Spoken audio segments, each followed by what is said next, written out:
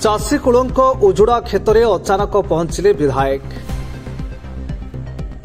जगतसिंहपुर जिले में विगत 24 तारिख दिन अतिनिया वर्षा दाऊ साधुवा बेले जिले में वर्तमान चाषी कूल उपर सते जेमिति एक दुखर कलापाताल ढांकुड़ी खोड़ाई कहूँ तमर एवं शनिदशा पड़ा सत आगे जेमिति गोटेपटे अदिनिया वर्षार उत्पात हजार हजार हेक्टर धान फसल अन्य पटे सह पनीपरिबा चाषरे प्राणी बा पानी जमी चाष उजुड़ी बेले अन्यपटे प्रशासनिक अधिकारी माने एसी रूम रे बसी पूर्व सरकार समय जेभली भाव मनमुखी चाषर आकलन रिपोर्ट करुथिले ता एबे भी चली जहाँ एबे चाषी कूल पई एक भयंकर विपद सृष्टि करिछि। ए विपदपूर्ण समय जगतसिंहपुर विधायक अमरेन्द्र दास अचानक गस्त करी उजुड़ा खेत परिदर्शन करी चाषी मानक सहित कथबार्ता करथिले एवं निज आखिरी चाषी मानक खेत को जाई खेत में विभिन्न परिबा जातीय फसल तथा आलू पोटल कोबी मूला बीम शताधिक चाषी मानक अदिनिया वर्षारे क्षति होइतिबा सहित चाषी मानक पेट को प्रधान आहार जोगाउथिबा हजार हजार हेक्टर धान केउठी गजा हेलानी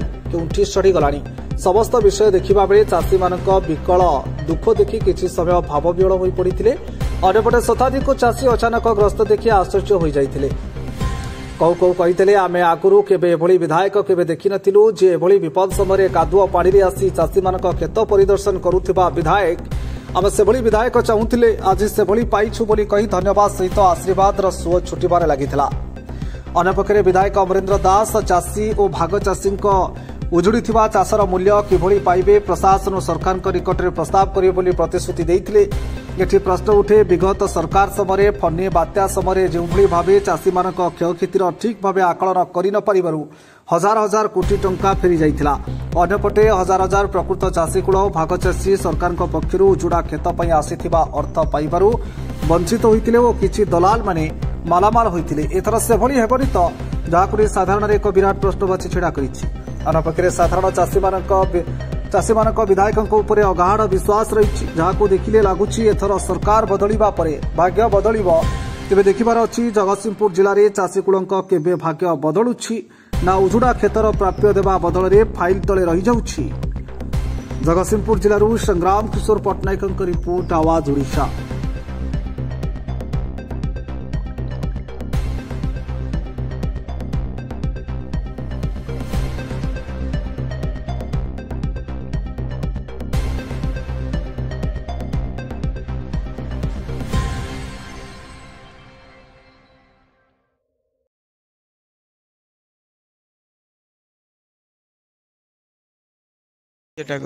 मो ना सुबल स्वाई आम घर जहानपुर कौन कौन सब जो वर्षा जो धान करचु कोबी करचु मूला आलू ये सब करचु ये सब आ किछि आसी हबो नै आ बिल रे जहा जेमती आमे सुध दिया को आनी की भाग चाषी भाव रे काट दिया आनी करतलु से सब हमर किछि आउ नाही जहा आसीबो भाग चाषी वाला नेबे आमे हमर निरपय हेकी रही हमर सब वाला ये फसल हेतु आमे जहा करचु एते आमर आसिक 50 वर्ष हो गला कौन सी नेता एमएलए कादुअरे बिल को आसी नथले आज आमर अमरेन्द्र बाबू एमएलए आसिक बिल कादुअरे पशिक आम सागे सब देखू से गुटाक आमको खुशी लगुच। तो बर्तमान कह गले आपन अंचल को कौन सी अधिकारी मैंने आसिले बिल को क्षेत्र उपर किए आसते ना से बाहर ऊपर देखिकी जाती कि बिल क्षेत्र उपर किए आसते ना स्टेज उपर कौन कहे आज विधायक विधायक आम जनइलु विधायक देखिले जहाँ थे से भाग चाषी कौन करेंगे कि आमको मारे जहाँ कर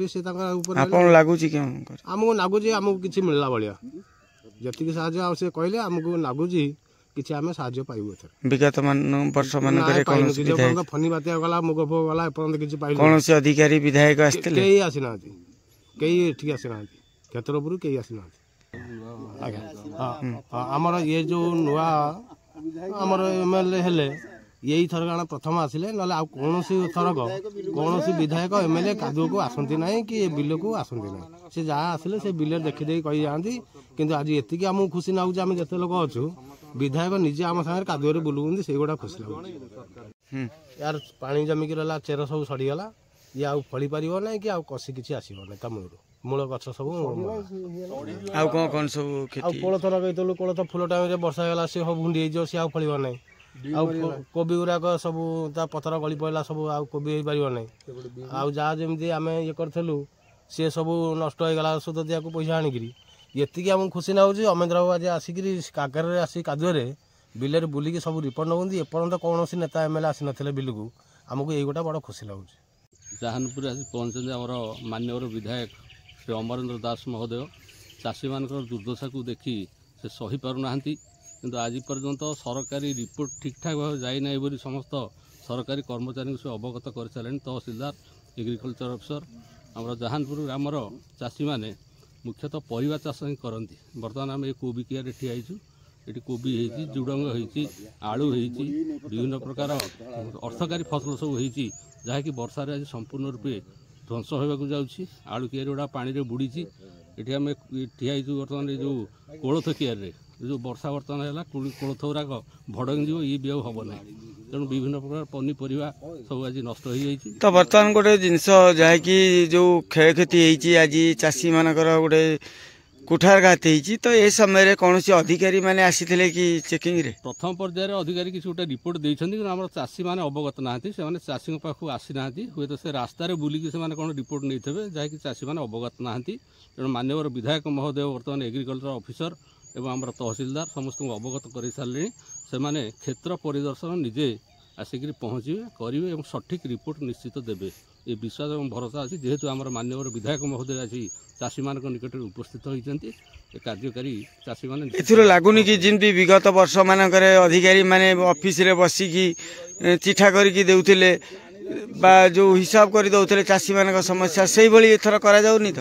ସେଇ କଥା ବି ମାନ୍ୟବର ବିଧାୟକ କହୁଥିଲେ ଏକା ଯେ ସରକାର ପରିବର୍ତ୍ତନ ହୋଇଗଲା, କିନ୍ତୁ ସରକାରୀ କର୍ମଚାରୀଙ୍କର ଆଜି ଏ ପରିବର୍ତ୍ତନ ହୋଇପାରୁନାହିଁ।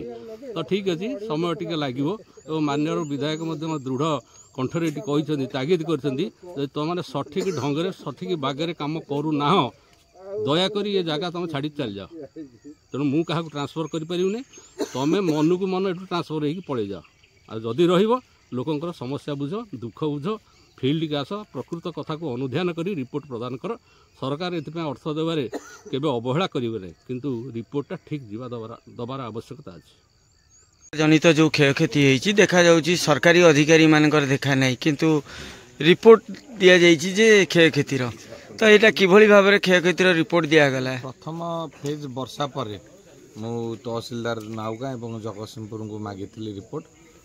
ମୋତେ ରିପୋର୍ଟ ଯାହା ଦେଇଥିଲେ ମୁଁ ତାକୁ ବାସ୍ତବର ରୂପ ଜାଣିବା ପାଇଁ ଆଜି ଆସିଥିଲି ଜାହାନପୁର।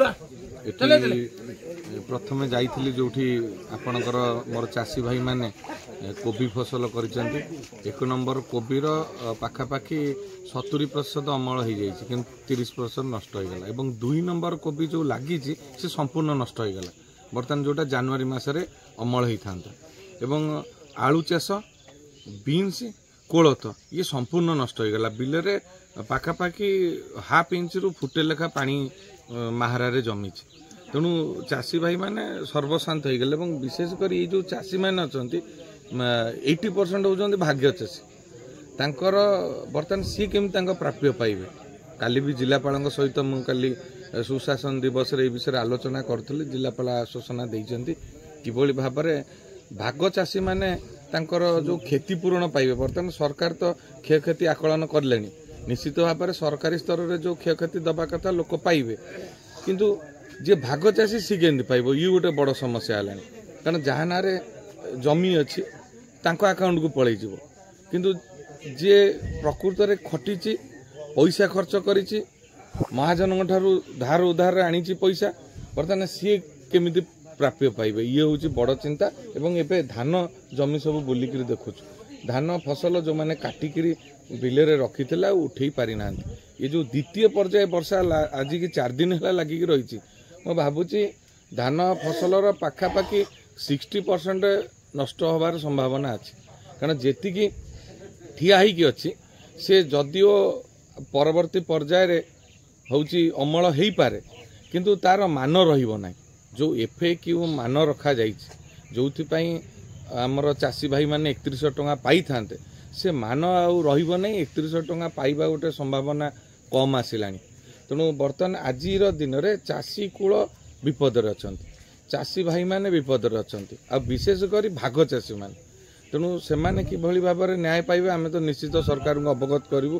ମୁଁ ସକାଳୁ ତହସିଲଦାର ସାଙ୍ଗରେ କଥା ହେଇସାରିଲିଣି ଏବଂ କୃଷି ଅଧିକାରୀ ମାନଙ୍କୁ ଡାକିଛି ଯେ ସେମାନେ ଆସନ୍ତୁ ଗ୍ରାଉଣ୍ଡ ଜିରୋରେ ବୁଲନ୍ତୁ। RI, VLW, କୃଷି ଅଧିକାରୀ, ତହସିଲଦାର ସମସ୍ତେ ଆସିକି ବୁଲନ୍ତୁ, କେମିତି ପ୍ରକୃତ ଚାଷୀ ଉପକୃତ ହେବେ ସେ ବାଟ କରନ୍ତୁ, ନହେଲେ ଚାଷୀ ଭାଇ ମାନେ ହତାଶ ହେଇଯିବେ। ତ ବିଗତ ସରକାରରେ ଯେଭଳି ଭାଗ ଚାଷୀ ମାନଙ୍କୁ ନେଇକି ସ୍ୱର ଉଠିଥିଲା, ତାପରେ ତାଙ୍କର ସ୍ୱରକୁ ଶାଣିତ ବା ଚାପି ଦିଆଯାଇଥିଲା। ତ ବର୍ତ୍ତମାନ ଆଜି ଭାଗ ଚାଷୀ ମଧ୍ୟ ବିପଦରେ ପଡ଼ିଛି। ତ କିଭଳି ସେମାନଙ୍କ ପାଇଁ ସୁବିଧା କରାଯିବ? ଚାଷୀଙ୍କ ପାଇଁ ଆମେ ସ୍ୱର ଉତ୍ତୋଳନ କରିବୁ। ମୁଁ ଆପଣଙ୍କ ମାଧ୍ୟମରେ ଏଠି କହିକି ଯାଉଛି, ଆସନ୍ତା ଆସେମ୍ବଲି ସେସନରେ ନିଶ୍ଚିତ ଏ ବିଷୟରେ ମୁଁ ଉଠେଇବି। ବାସ୍ତବ କ୍ଷେତ୍ରରେ ଯେଉଁମାନଙ୍କର ଚାଷ ଜମି ଅଛି, ଧନୀ ଲୋକମାନେ ଯେଉଁମାନେ ହେଉଛି ଜମିଦାର ଟାଇପ୍ର ଲୋକ ଏବଂ ଯେଉଁମାନେ ଧନୀ ଲୋକ, ଯେଉଁମାନେ ଚାକିରିଆ ଲୋକ, ସେମାନଙ୍କର ସମୟ ନାହିଁ ଚାଷ କରିବା ପାଇଁ। ଆଉ ବହୁ ଲୋକ ବାହାରେ ରହୁଛନ୍ତି, ତାଙ୍କ ଯେଉଁ ଜମିକି ଭାଗ ଚାଷୀମାନଙ୍କୁ ଦେଇ ଦେଉଛନ୍ତି। ଭାଗ ଚାଷୀ ଖଟୁଛନ୍ତି, ପଇସା ଖର୍ଚ୍ଚ କରୁଛନ୍ତି, ମହାଜନଠାରୁ ସୁଧରେ ଆଣୁଛନ୍ତି। ଯେତେବେଳେ ଏଇଭଳି ବିପଦ ହେଇଯାଉଛି, ଯେତେବେଳେ ସରକାରଙ୍କର ସାହାଯ୍ୟ କଥା ଉଠୁଛି, ମାଲିକ ଆକାଉଣ୍ଟକୁ ପଳାଉଛି।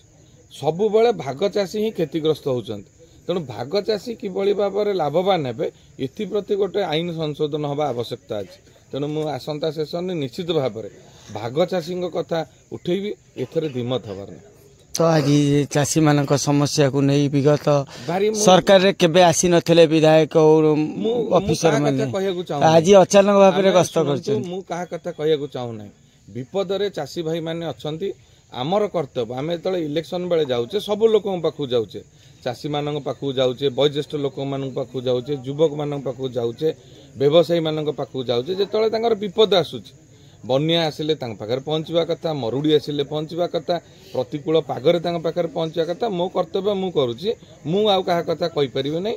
ଯେତେ ଦିନ ଯାଏଁ ଆମେ ଦାୟିତ୍ୱରେ ଅଛୁ, ସବୁ ବିପଦ ସମୟରେ ଆମେ ଲୋକଙ୍କ ପାଖରେ ପହଞ୍ଚିବା ହେଉଛି ଆମର କର୍ତ୍ତବ୍ୟ। ତେଣୁ ସେଥିରେ କେବେ ଅବହେଳା ରହିବନି। ଏବେ ଅଧିକାରୀ ମାନେ ତ ଘଟଣାସ୍ଥଳକୁ ଆସିନାହାନ୍ତି, କିନ୍ତୁ ରିପୋର୍ଟ ମୁଁ ଏବେ ଯାହା ତହସିଲଦାରଙ୍କ ସହିତ କଥା ହେଲି, ମୁଁ ଯାହା ଏଠି ପଚାରିଲି, ମୋର ଚାଷୀ ଭାଇମାନଙ୍କୁ ପଚାରିଲି ଯେ ସିଏ ବିଲରେ ଥିଲା ସମୟରେ ସରକାରୀ ଅଧିକାରୀ ବାବୁମାନଙ୍କୁ ଦେଖି ନାହାନ୍ତି। ତେଣୁ ସିଏ କେଉଁ ବେସିସ୍ରେ ରିପୋର୍ଟ ଦେଇଛନ୍ତି, ସେମାନଙ୍କ ଅନୁପସ୍ଥିତିରେ ଦେଇଛନ୍ତି କି ସେମାନେ ଆସିଲା ବେଳେ ଚାଷୀ ଭାଇ ନଥିଲେ, କି ଚାଷୀ ଭାଇ ଥିଲାବେଳେ ସେ ଆସିନାହାନ୍ତି, କି ଘରେ ବସି ରିପୋର୍ଟ ଦେଇଛନ୍ତି, ସେଇଟା ହେଉଛି ଆଗାମୀ ଦିନରେ ଜଣାପଡ଼ିବ। ମୁଁ ଆଜି ଯେଉଁ କୃଷି ଅଧିକାରୀଙ୍କୁ ଡାକି ସାରିଲେଣି, ବ୍ଲକ କୃଷି ଅଧିକାରୀ, ଜିଲ୍ଲା କୃଷି ଅଧିକାରୀଙ୍କୁ ଡାକି ସାରିଲେଣି। ମୁଁ ଖରାବେଳେ ତାଙ୍କ ସାଙ୍ଗରେ ମାନେ ଲଞ୍ଚ ସେସନ୍ ପରେ ତାଙ୍କ ସହିତ ଆଲୋଚନା କରିବି ଏବଂ ମୁଁ କହିବି ସେ ନିଜେ ଆସନ୍ତୁ। ତହସିଲଦାରଙ୍କୁ କହିବି RIଙ୍କୁ ଧରିକିରି ବୁଲନ୍ତୁ। RI ସଂଖ୍ୟା କମ୍ ଅଛି, ଏଥିରେ ଆମେ ଦ୍ୱିମତ ନୁହଁ। ଗୋଟେ RIଙ୍କ ହାତରେ 3-4ଟା ପଞ୍ଚାୟତ ଅଛି। ଆଉ ଅର୍ଥ ନୁହଁ ଯେ ଆମେ ସେଇଆକୁ ବାହାନା କରି କାମ କରିବୁ ନାହିଁ। ଅଧିକ ଟିକେ କଷ୍ଟ କରିବାକୁ ପଡ଼ିବ। ଲୋକଙ୍କ ପାଇଁ ସରକାରୀ ଅଧିକାରୀ, ଲୋକଙ୍କ ପାଇଁ ଆପଣଙ୍କର ବିଧାୟକ, ସରପଞ୍ଚ, ସଭ୍ୟ, ଚେୟାରମ୍ୟାନ୍, ଜିଲ୍ଲା ପରିଷଦ ହୁଅନ୍ତୁ କି ବ୍ଲକ ଚେୟାରମ୍ୟାନ୍ ହୁଅନ୍ତୁ, ଯଦି ଲୋକଙ୍କ ବିପଦରେ ଆମ ଘର କଥା ହେଇଥିଲେ ଆମେ ଆସିନଥାନ୍ତୁ। ତେଣୁ ନିଜ ଘର ଭଳିଆ ଭାବିବାକୁ ପଡ଼ିବ। ଇଏ ଟୋଟାଲ ରାଜ୍ୟ ଆମର ପରିବାର, ଆମ ଅଞ୍ଚଳ ଆମ ପରିବାର, ଆମ ପରିବାର ପାଇଁ ଆମକୁ କର୍ତ୍ତବ୍ୟ କରିବାକୁ ପଡ଼ିବ। ଯିଏ ଯେଉଁ ଦାୟିତ୍ୱରେ ଅଛି କର, ନହେଲେ ଏଠୁ ଚାଲ।